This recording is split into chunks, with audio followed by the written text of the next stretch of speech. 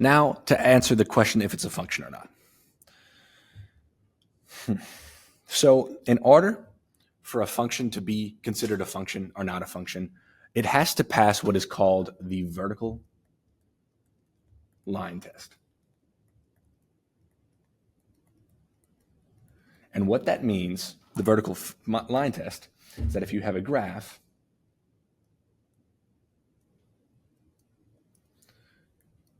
with your x and y axis, your x would be your inputs, okay? Your x is your input. And your y's is defined as your output. And so in order to be a function, you can have multiple inputs with the same output, right? You can have at 1, it would equal 2. And then at the same time, you can have at 3, it also equal 2. That can be a graph, and that would be considered a function. But you cannot have an input with the same output. Meaning, if you had a graph, and let's say at 2, it gave you 2 outputs. When x equals 1, it gave you not just 2, but it also gave you 4. That's 2 different outputs. And that does not pass as a function. It is not considered a function. And it doesn't pass if you were to put a line through that. And let's say it keeps on doing this and whatever. If you were to line that, it wouldn't pass the vertical line test because you could see it goes straight up and down. There's a point on one number where the graph goes straight up and down and it's vertical. And if it ever is vertical, it does not pass the vertical line test. And if you think about this, if you have a graph, let's say 1 of t, of time, and let's say call this one 1 of money. Say I have dollars. And say I'm 12 years old right here. I'm 15. Now, there could be a point, if you asked, how much money do you have at 12? And I say, well, look, I have $5 at 12. I can also have $5 when I'm 15 also. But I can't have both $5 and let's say $10 at 12 because you can only have one amount of money, one output, let's call it, one set of dollars for your age. You can't have multiple amounts of money at the same time. That doesn't logically make sense. So, in the same sense, that's why you want all your graphs to pass the vertical line test to make a function, because that's what we're studying, and it just makes logical sense to have one output for every input and not multiple sets of outputs for your same input. And so when it comes back to our problems, when it asks, let's erase all this.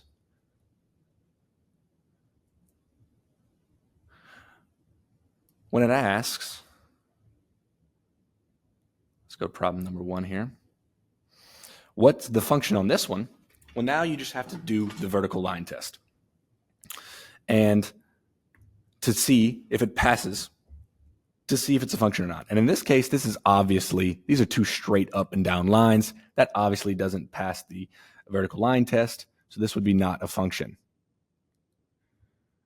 So on your x-axis, you have this input at 2. They're giving you 2, 3, 4, 5 as an output. And you can't have multiple outputs for one input. So it is not a function. Okay. So if you go to number 2, let's look at this one. Well, it starts right after -5 because it doesn't exist at -5. It goes up and to the right. It's not vertical there. Then it goes horizontal. Now it's straight horizontal, but that's completely fine. You can have multiple different inputs with the same output. If I was 12 years old, I can have $5. And when I was 13 years old, I can have $5. So I can have the same the same outputs for different inputs. So in this sense, then it goes down to the right a little bit more, goes horizontal again, goes up sharply, down sharply. At no point during this graph is there a vertical line at all.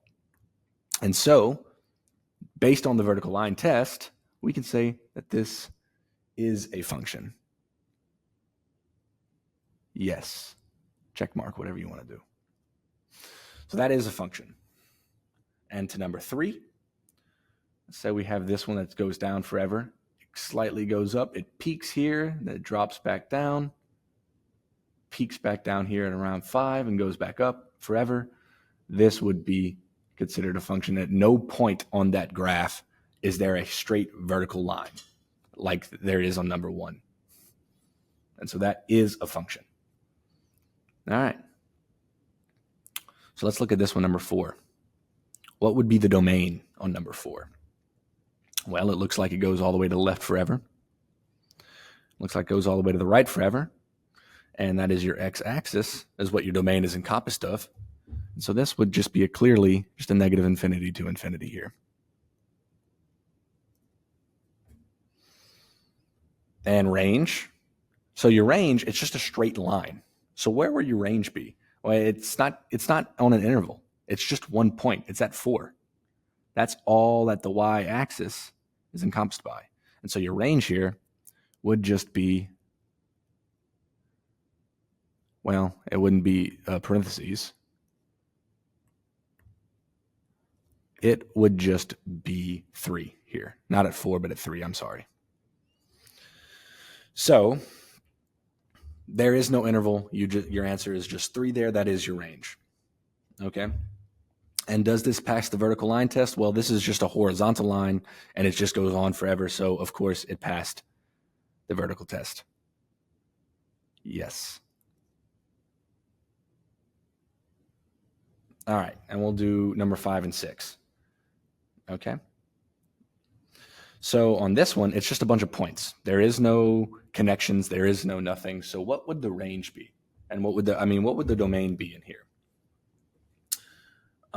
Well, the domain, because there isn't connections, there is no intervals. It's just points. And so in this case, we wouldn't write it in an interval notation like we did for number 1, 2, and 3, and even 4. We would just write the points here. So right here, it's -3. You have -2. Looks like this one is +1, +2, and 5. And that is your domain. No intervals, no interval notation. You just put the points there. And same thing with the range. The range, now, when you're doing this, you want to go from the least to the greatest. So you're going to start with the lowest number. And so your range here would be -5. It would go up to 0. There's 2 points at 1. So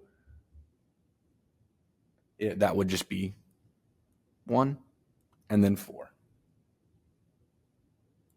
And does this pass the vertical line test? Well, let's see. Does any points line up with each other? These don't line up. 5 is independent. 2 is independent. So yeah. So no points are directly on top of each other. And so this does pass. This is a function. This does pass the vertical line test. Now, let's say this number 2 here. Let's look at this one here. If this was switched over right here, the point was here instead of here. Or let's say if I just put a point there. In that case, even though it's not a vertical line, because the points are stacked on top of each other, you're having two outputs for the same input. That would not be a function, and it would not pass the vertical line test there. So just an example of what it could have been if it gave you 2 outputs, even though they're not connected, like this line up here at number 1, where it's just a straight up line. You cannot have multiple outputs for the same input. It's not defined as a function. And then 6, this one, what would your domain be? Well, it looks like it comes all the way from -infinity here for number 6. And it goes all the way over here. That looks like it ends at 4. Now remember, you got to put that closed parentheses because it does exist there. This is a closed hole. Okay? So you just remember to put that parentheses for your interval notation. And your range it looks like it starts the lowest point. It starts at 0. And then it keeps on going slightly up and to the left forever, which would be positive infinity or negative infinity. Oh, well, no, that's positive infinity because it's going up. It's going to the left to negative infinity, but it's going upwards to positive infinity. So that would be positive infinity. And in infinities, you put parentheses. And to say that if it's considered a function or not, well, this clearly, if you look, there's no stacked points on top of each other. So that would be a function. It passes the vertical line test. And so that is how to deal with domain and range and what the vertical line test is. Thank you.